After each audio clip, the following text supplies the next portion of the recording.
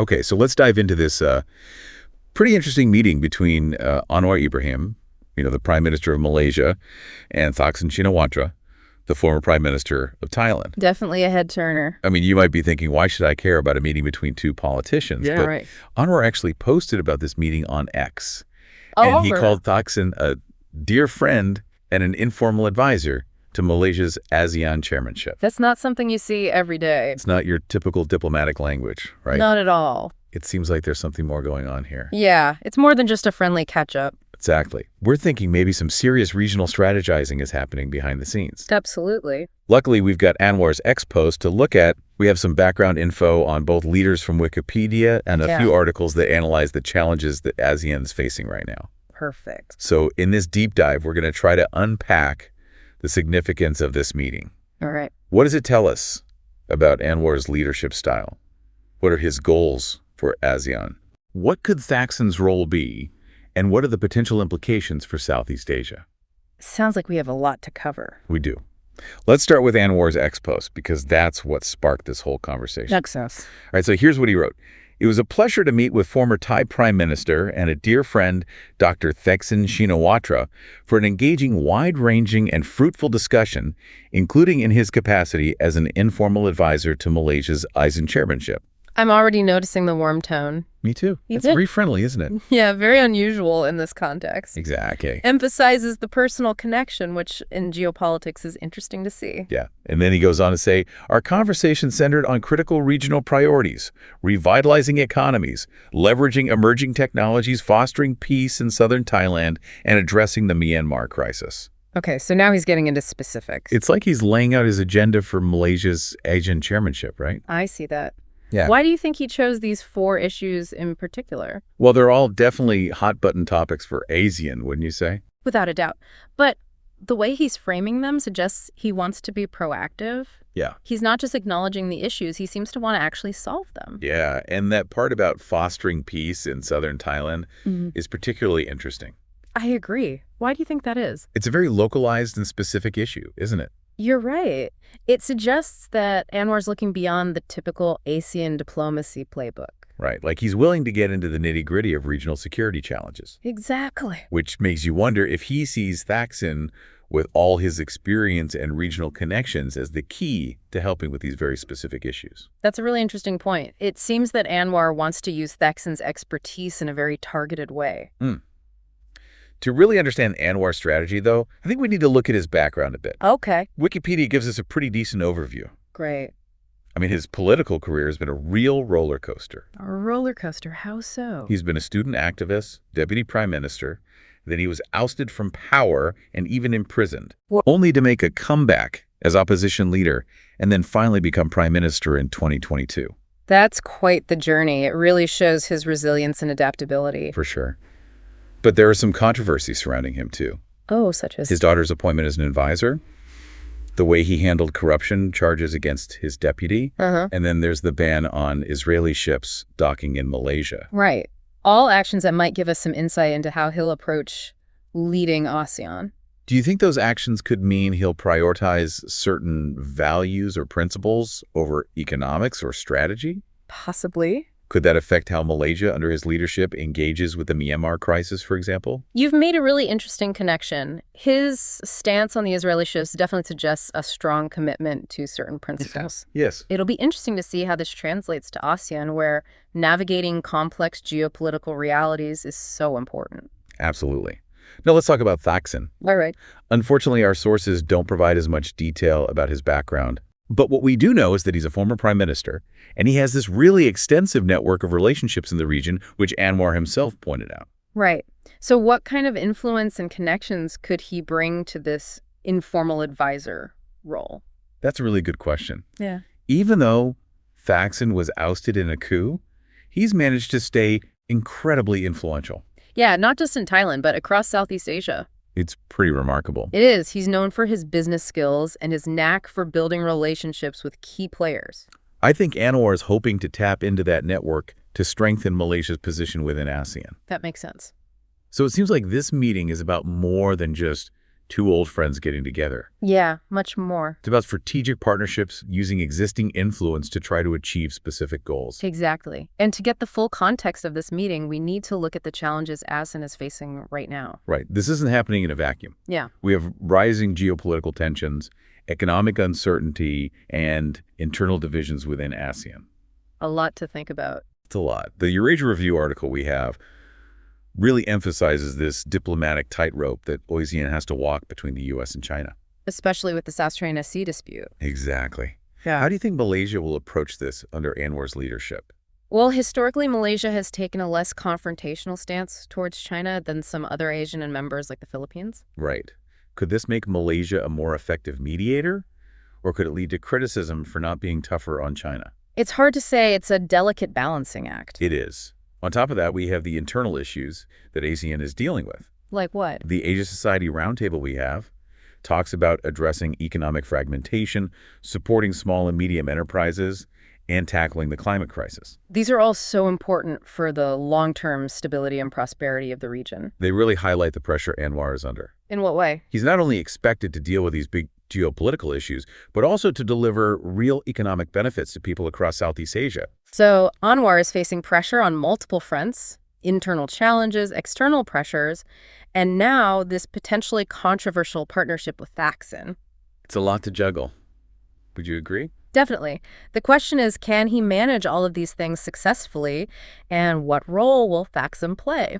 We'll explore those questions in part 2. I can't wait to hear more. This is already such a fascinating deep dive. It is. We'll pick up right where we left off next time. So we were talking about all of the pressure that Anwar is under. Right, on multiple fronts within Malaysia, within ASEAN, and of course that external pressure from the U.S. and China. Yeah, it's a lot for him to handle, especially as he's taking on the role of ASEAN chair. It's quite a challenge. It's like stepping onto a moving platform while juggling flaming torches. A very vivid image. And then you add in this decision to bring Thaksin into the picture. It makes things even more interesting. It seems so risky. It does have the potential to backfire, right? Some of the other ASEAN members might not be too happy about it. I can see that happening. Thaksin's past is controversial, to say the least. He was ousted from Thailand, after all. But at the same time, he's known for being a really savvy political operator. He knows how to navigate tricky situations. Maybe that's what Anwar sees in him.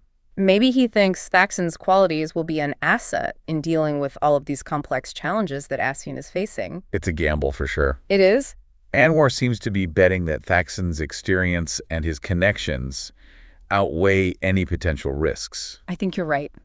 Let's get back to those challenges, though. Okay. Starting with the whole U.S.-China situation. The Eurasia Review article really highlighted that diplomatic tightrope walk that ASEAN has to do. It's a tough spot to be in, especially with that South China Sea dispute. And Malaysia's position on that is really interesting. Is it? Unlike the Philippines, which has been much more assertive against China's claims, Malaysia has been less confrontational. So they've opted for a more subtle approach. Exactly. Do you think that could backfire? In what way? Other ASEAN members might see that as a weakness. That's definitely a possibility, especially those members who want a united front against China's assertiveness. Right. So Malaysia has to find a way to maintain a good relationship with China, which is so important economically for the entire region. Yes. But they also have to consider the interests of the ASEAN members who were directly affected by China's actions in the South China Sea. It's a very, very difficult balance to strike. And then on top of that, we have the Myanmar crisis. Oh, right. It's probably the most urgent issue that ASEAN is facing. And it's such a test for them as a bloc, right? For sure. It's a test of their unity and their ability to address human rights violations happening within ASEAN itself. The coup in Myanmar and the crackdown on the pro-democracy movement have really divided ASEAN. Absolutely. Some members like Indonesia want a tougher approach against the junta. And then others are more cautious, worried about interfering in another member state's internal affairs. I wonder where Anwar will land on this. It's hard to say. He's been so vocal against Israel, and he emphasizes human rights. So you think he might side with Indonesia and push for stronger action? It's possible. But then again, he also has to think about Malaysia's economic interests and their relationship with China. Right. And China has been supportive of the junta. So many things to consider. There are. And don't forget all of those internal challenges that ASEAN is facing too. Right, those bread and butter issues. Like what we were discussing from the Asia Society Roundtable. Exactly. They talked about supporting small and medium enterprises, addressing economic fragmentation, bridging the digital divide, and of course dealing with the climate crisis. These are all things that affect people's everyday lives across Southeast Asia. So it's not just about geopolitics for Anwar. Exactly. Yeah. He needs to show that he can make things better for people. So much pressure. Yeah, he has to deal with those bread and butter issues and navigate these complex international relations, all while managing this very tricky alliance with Thaksin. It seems almost impossible. Maybe that's where Thaksin comes in. Do you think so? Thaksin was really focused on economic development when he was prime minister. He had that populist approach to governance. Right. Maybe Anwar sees him as someone who can help him deliver on those domestic priorities. While also using his regional connections to benefit Malaysia within ASEAN. Like a two-pronged strategy. Thaksin, the domestic policy guy, and Thaksin, the regional power broker. Fascinating. It is. But let's not forget about the downsides. Right. Bringing Thaksin in could alienate some ASEAN members. Some of them are really wary of his past. And his style of politics has been called authoritarian populism by some. How do you think that will work with Anwar's commitment to democracy and human rights? It's a big question mark. It is. This whole partnership is a gamble. Do you think the potential benefits outweigh the risks? Only time will tell, I guess. So as we move into the final part of this deep dive, Okay. is Anwar a visionary leader making bold moves to try to secure Malaysia's future? Or is he playing a dangerous game by aligning himself with someone as controversial as Thaksin? No easy answers to that one. But I think by looking at this partnership and the challenges ASEAN is facing, we can start to get a better understanding of what's at stake for the whole region. It's going to be fascinating to watch it all play out. All right, so we're back, and we've been talking all about this partnership between Anwar Ibrahim and Thaksin Shinawatra. Two really influential figures in Southeast Asian politics. Yeah, and we've seen there are a lot of potential benefits to this alliance, but also some very real risks. We've covered Anwar's journey, Thaksin's influence, and all of the challenges facing ASEAN. Right, so let's connect all of these pieces and see what the bigger picture looks like. Okay. What does this meeting mean for Anwar, for Malaysia, and for ASEAN's future? That's the big question, isn't it? We know Anwar's under a lot of pressure to deliver on his promises both domestically and within ASEAN. Absolutely. He has to get the Malaysian economy moving again, address those social issues, and somehow navigate the geopolitical landscape we've been discussing. Right, and he has to do all of that while staying true to his commitment to human rights and democratic values. It's a lot on his plate. And then he brings Thaksin in. A figure who brings both admiration and controversy. A real master strategist, but with a complicated past. It's a bold move, no doubt about it. It shows that Anwar isn't afraid to shake things up. To go against the grain. Even if it means attracting some negative attention.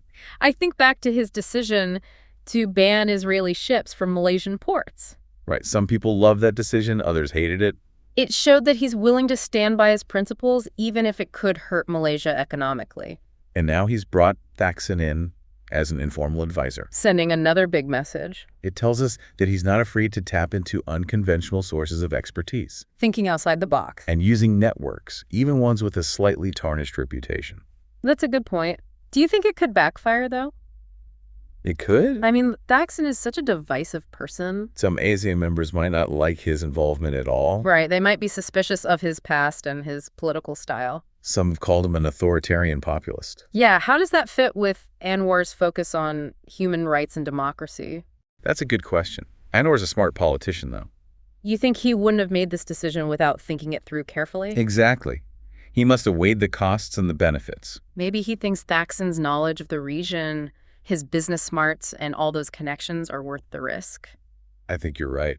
It seems like he's banking on Thaksin's experience and his pragmatism to help him deal with ASEAN's complexities. Especially that whole balancing act between China and the U.S. Right. Remember that Eurasia Review article? Yeah, the one about the South China Sea. Maintaining those relationships with both superpowers is tough. And Malaysia's position is so unique. Less confrontational towards China. Do you think Thaksin's experience dealing with China and the U.S. as Prime Minister of Thailand could actually help Anwar?